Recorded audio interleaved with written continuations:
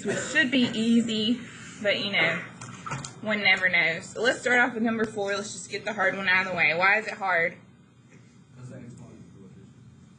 No, because 3 problems. The leading coefficient being a 3 is a problem. Yes, table 3, you can have a point. Table 1 could also have a point because he focused on the fact that this is not a squared. And if it's 3x squared minus 2x minus 1, we might try to guess and check. But it's 3x to the third. So what are we going to do? What are we going to do? How many terms are there? Is it a perfect cube? No. If it was 27x to the third minus 1, then I'd be mad at you. But it's not. So what are we going to do? What could we write? Well, we're not going to say no solution. What are we going to put instead? We're trying to do what, so I'm going to put not what. Yes, Hunter, you can have your point, not factorable. We're trying to factor, we're going to put not factorable. Now I'm going to have to think on that one because I wonder if I can, but it's okay. 8:25 in the morning, we're going to pretend that one's not factorable. 5, however, we're not going to pretend. We're going to factor. We can make it happen. Why can we make 5 happen? Yes, was that you, Kenzie? You can have your point. We're going to do grouping because there's 4 terms. I'm going to pull out an x squared. I'm left with a 5x minus 7. Take out the negative 3. Thank you, dear. I was going to ask that. And then I'd be left with a 5x minus 7 again? Yes. Okay, you can have your point, Arturo. So my answer is x squared minus 3, 5x minus 7. Now, sad day, this problem was not set equal to 0. But if it had been and they had asked us for the actual roots, I know there's a real root. What's the one real root? Yes, Hunter, you can have your point. The one real root is 7 over 5. And I say that like this one's not 2 real roots. What would I get if I set this equal to 0?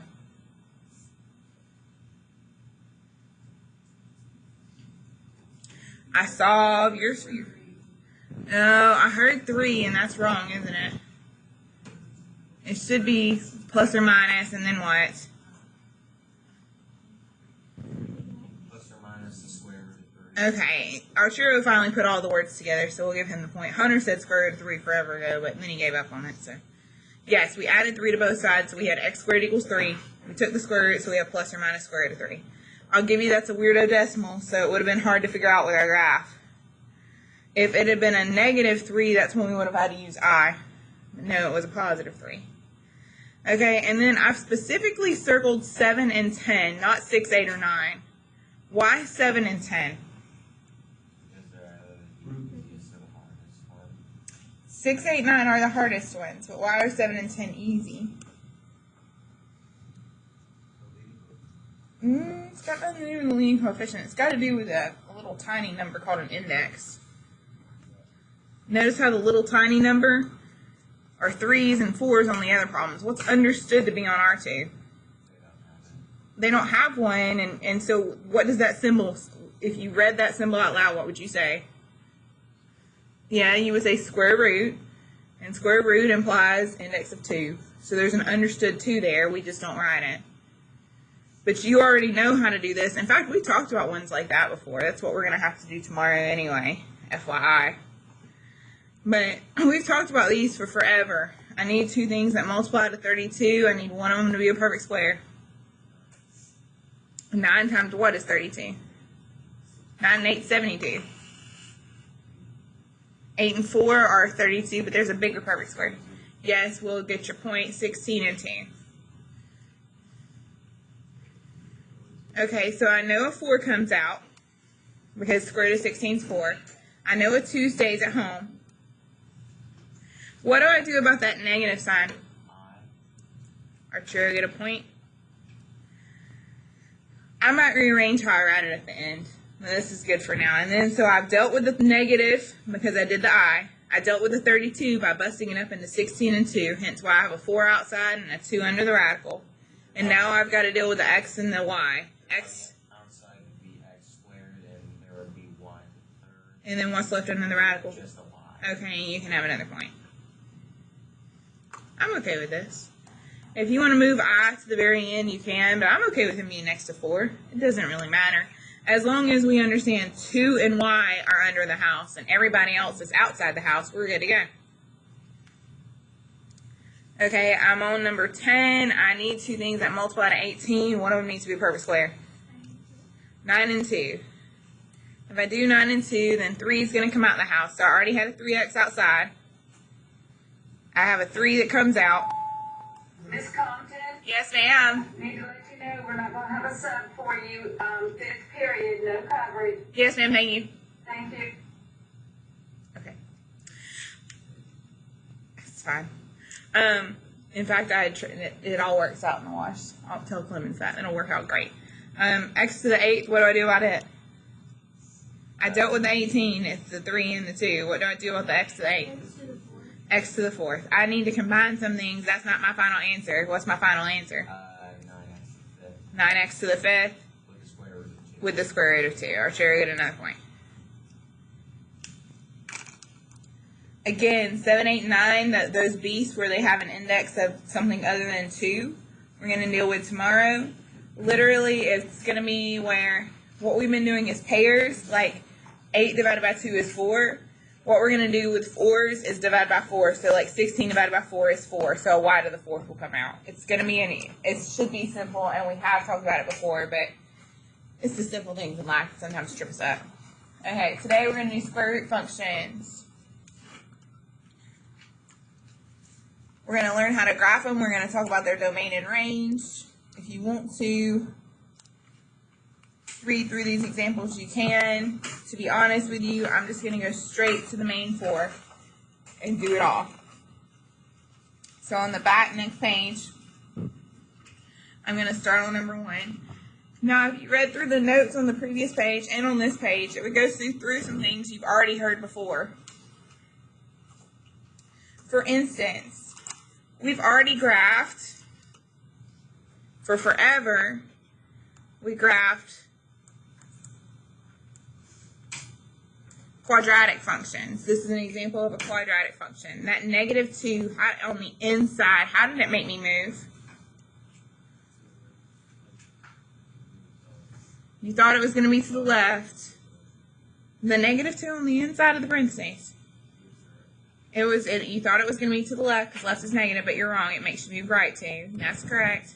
And then what did the 3 on the outside do? Okay, and then we've already graphed quadratics, and heck, we've already graphed absolute values.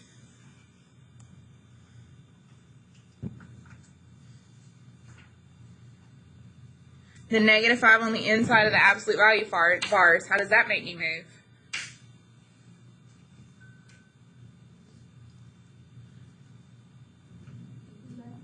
The minus 5 on the inside of the bars.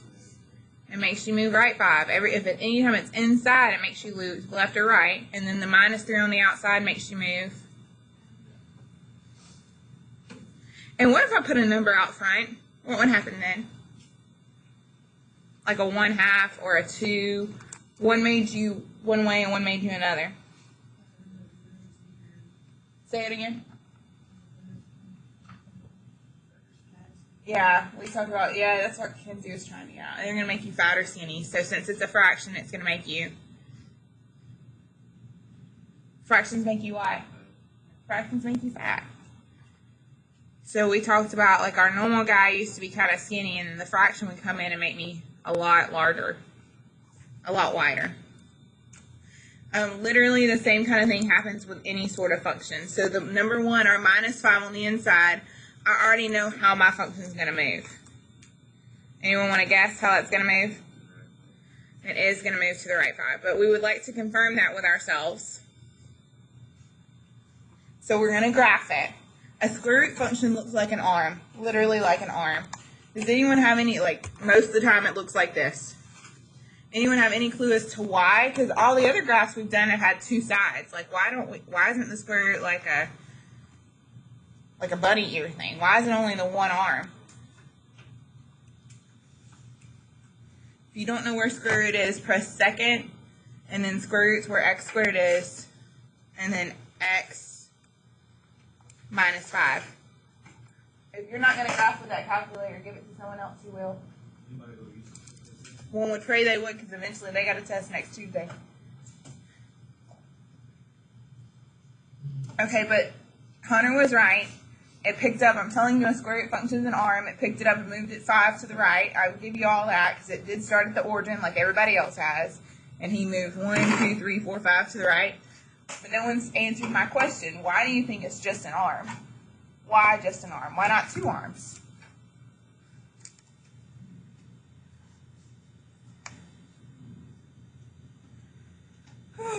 Well, let's graph the original guy for you, crazy, and start trying to move him, because clearly we need to understand him a little better. So go back to y equals. Instead of doing x minus 5, just do square root of x. There's the original. There's the parent. What kind of numbers does it not visit on the x-axis? It doesn't visit any negative, so you can have a point. So if I plug in a negative number, like the square root of negative 4, can I find that without using imaginary stuff? Do we see imaginary stuff on the graphs normally? So it's all got to do with the fact that we don't take the square root of a negative number unless we start using imaginary numbers. So literally, the reason square root's to the right is because we only know the square root of positive things. Okay, so go back to y equals, add in your 5 again, x minus 5. Hunter is right and did move us 5 to the right. So I know for sure my first point is here. Now square root functions are really easy to graph. Remember, like the square root of 1 is 1, so I would go over 1 up 1. The square root of 4 is 2, so I would go over 4 up 2. It ends up being just square roots. So if you'll go through your square roots, you'll figure it out. In fact, I wish there is enough room. I'm going to graph the original guy as well on here. So I'm going to graph square root of x as well. So he would start at the origin. Bless you. Bless you. He would go over 1 up 1 because the square root of 1 is 1. He would go over 4 up 2 because the square root of 4 is 2. And if there was room, what's the next perfect square after 1, 4? What's the next perfect square number? You took a test on perfect squares. 9, yes, thank you, goodness. You can have your pointing in. So 9, the square root of 9 is 3. And so if we just went through our perfect squares, we could easily graph the square root function. And literally all we've done to him in our first example is pick him up and move him right 5. We'll come back to the domain and range in just a second. Are there any questions about number 1? Okay, let's go to number 2. I see the plus 3 and the plus 2. How does the plus 3 make me move? Hunter, don't answer any more about this. How does the plus 2 make me move? The plus 2 on the outside? Okay, for the love, if it's underneath the square root, it's going to be left, right. Yes, thank you.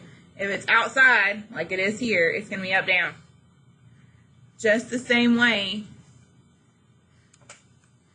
that this inside move me left, right, this inside move me left, right. Everybody outside is up, down. Everybody outside's up, down. So the 2, since it's only outside and it's a plus 2, it's going to be up 2.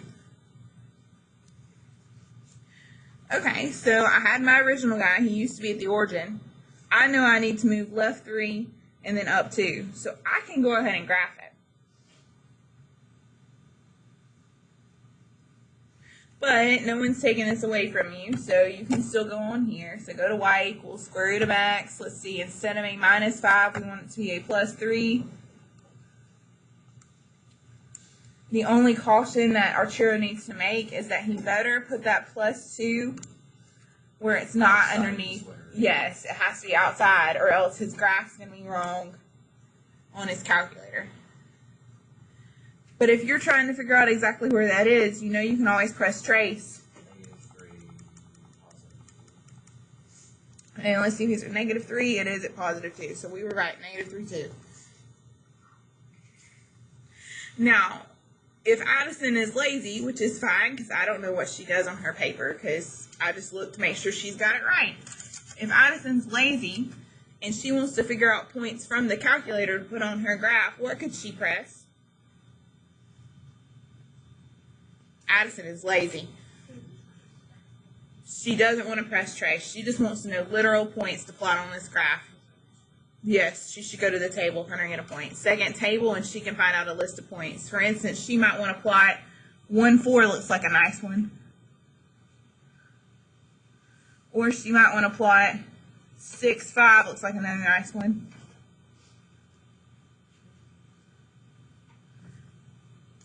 Now, would I have been lazy like Addison? Maybe.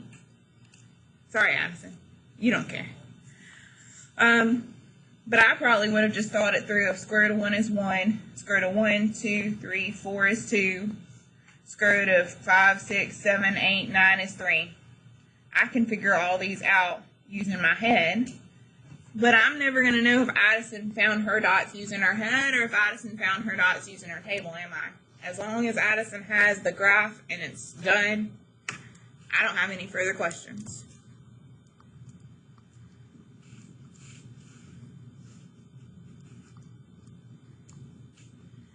Okay, we're going to come back and do domain and range. So sadly, we're still not knowing 1 or 2.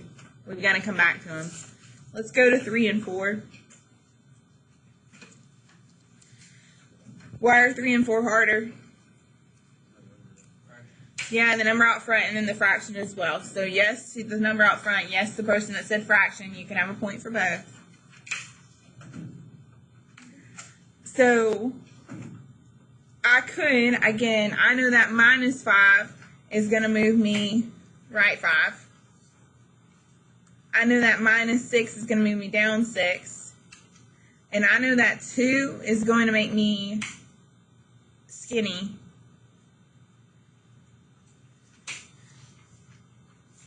But,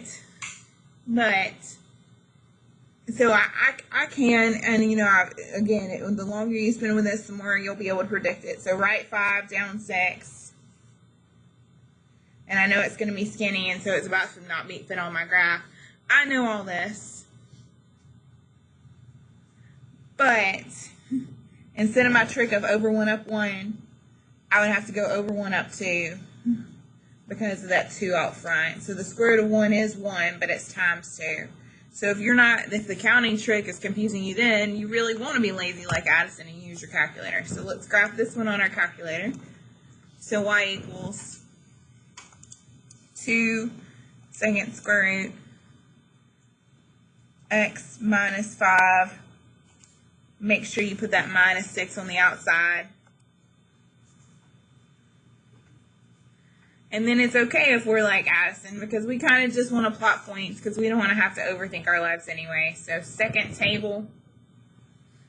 The reason, again, there's an error for some things is because that arm only exists if it's positive. 5, negative 6 should have been our first point. Yes, it was. Our next nice point should have been 6, negative 4. Yes, it was. I don't know if any others are going to fit on the grid. Let's see. The next nice point we should have plotted would be 9, negative 2. I don't have a 9 on my grid. 7, 8, 9, negative 2. Would have been right here. So again, Addison can figure out all the points she needs to make an arm just by graphing and using a table. So Addison's tuned out this entire time. She hadn't paid a lick of attention to what I'm saying. But she knows how to graph the square root dude in her calculator. She knows how to find pretty numbers on the table. She's still going to get the job done. And I'm never going to know otherwise. Until she reaches one like number 4. How would Addison make a mistake on number 4? Because of that fraction. What does she need to do in order to put that fraction in her calculator? She could hit the fraction button, but Addison never remembers where that is. Can you remind her? Okay, thank you. So, and you can have a point for that. She could alpha y equals and hit the fraction button and type in negative 1 half. She can do that. That works.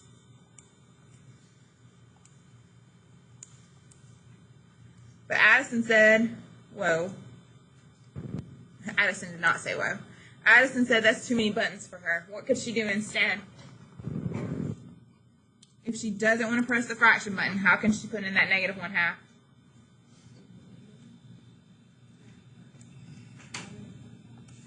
She could do negative 0.5, but I'm being very literal. She genuinely could just, you just put it in parentheses, it's fine too.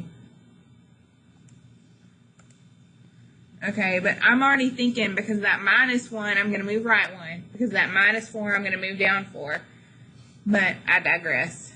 Addison said she didn't care about that. She just wanted to graph and get the answer. So let's just graph and get the answer.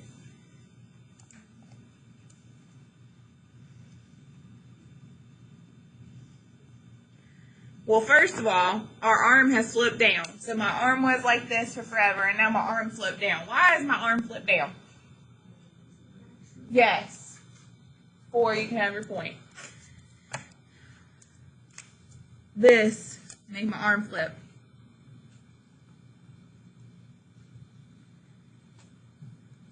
And yes, we already talked about the -1, I'm going to move right 1, and the -4, I'm going to move down 4. And then, of course, because of that fraction, I'm going to be fat. But seriously, because of that minus sign on the outside, instead of an arm like this, my arm slipped down. Okay, so let's go back to our arm flip. Now, I would have guessed my first point was going to be at right 1, down 4 anyway, because, again, it's the same pattern for any kind of function. And I would have said over 1, down 1. But I'd be wrong because it's half, because it's a stupid fraction. Over 4, instead of going down 2, I go down 1. Over 9, instead of going down 3, I go down 1.5. But if you're like Miss Compton, I don't know what you're saying. I don't know how you came up with that. Again, Addison's trick is going to work just fine. Second table. 5, -5 is her first point that she can see nice on this list. So she can put that one. 5, -5. I've made my graph all kinds of ugly. Let's find some other pretty points. 1, -4 is a pretty point. Let's see if I can find one past 6. It's a pretty point.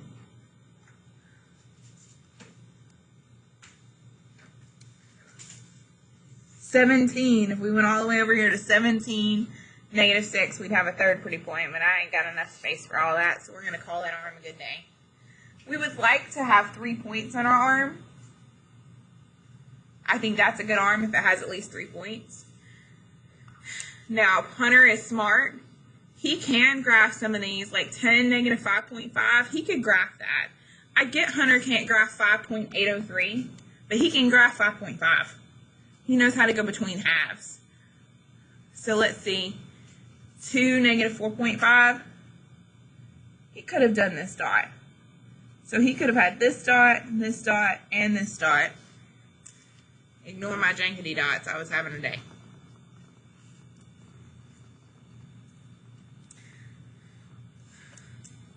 Okay, so you're like, okay, I can do this, Miss Compton. It's not that bad. The only thing we need to go add is domain and range, and that's really easy for square root functions. So let's go back to number 1 and add domain and range really fast, and then you have 4 to practice. Okay, so domain is x or y's. Lord, you forgot?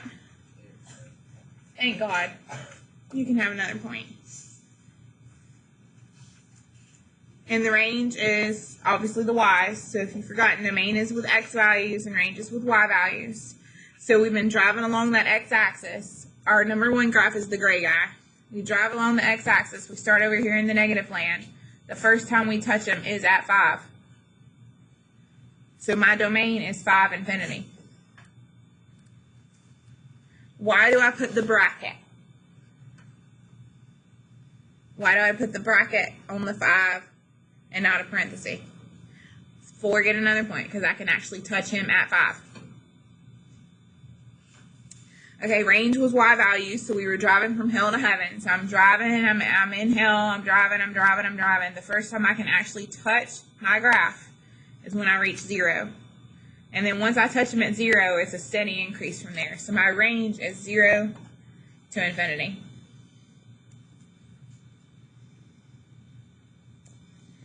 Again, domain, remember we were reaching out as we were driving along, reaching out, reaching out. The first time we could actually touch him was at 5. That's why we picked 5.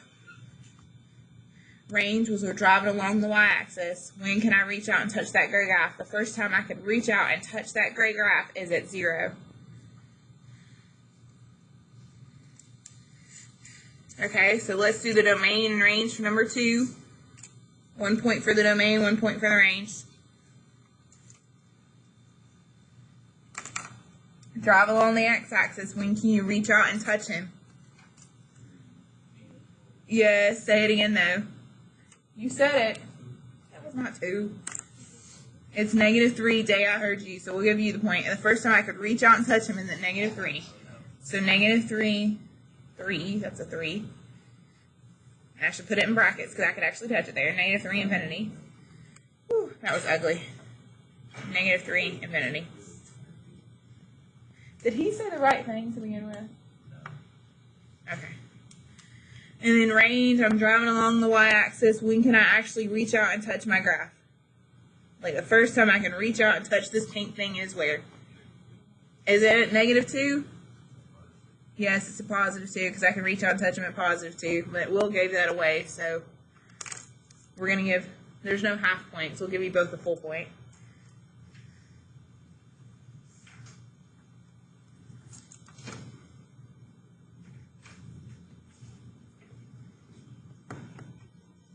Okay, we got 2 more domains and ranges, and then I'm done rambling. I need the domain and the range of number 3.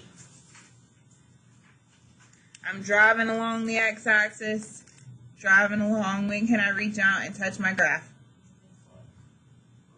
I'm at +5 when I can reach down and finally touch my graph. Yes, I heard it from Will, and I know I heard another voice. Was it you, Eduardo? I don't know. Can't be Eduardo then. It was, oh, okay. Cool. You can have your point. It was one I hadn't heard in a while. Okay, cool. Thank you, Will. I hadn't even noticed poor Eduardo's not even here. And then someone remind me to clearly I need to post attendance because Eduardo's not here. Okay, and then the range, I'm driving along the y. -6 is the first time I can reach out and touch him. So it's going to be -6 infinity. I'm always going to get to use brackets because we don't have any holes because this is not that piecewise crazy time. We already did the hard domain and ranges in life. These are easy. Okay, domain and range is number 4. I'm driving along the x-axis. When can I reach out and touch my graph? It does look like 1. Every group can have a point. And then I'm driving along my y-axis. When can I reach out and touch my graph? It looks like I could touch him forever. When was the last, like, it looks like, I mean, if I reach out down here, he's going to keep going. I can touch him. I can touch him here. I can touch him here. So this one's going to be a weird one because he's flipped. So what should I write as my range? It does involve the -4. I'll give you that. Yes, ma'am. I heard you and I heard somebody else. I know I'm giving Mia the point. Who else wants to claim the credit? Okay. So I could touch him down in hell, and I could touch him all the way until -4. But once I got to -3, I couldn't touch him anymore. -2, I can't touch him. Can't touch him at -1. Can't touch him at 0. And the reason the range changed is all back to that negative sign that flipped my arm down. So beware the negative ones. Okay, you have 4 problems to practice. I just said beware the negative ones. Which ones should you beware?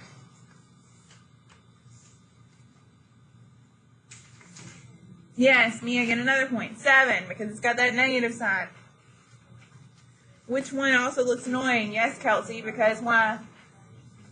Yes, because of the fractions, except you're not the one that said that because you look confused at me right there, so never mind. Never mind. Okay, you need to graph these and state the domain and range. The good news is there are 4 blank graphs on the back of your notes. I wonder why. Yeah, so you're 4, 5, 6, and 7. I need to be back here. When Seth comes to show me he did this, he needs to have his graph, but he better have domain and range too, or I'm going to send him back.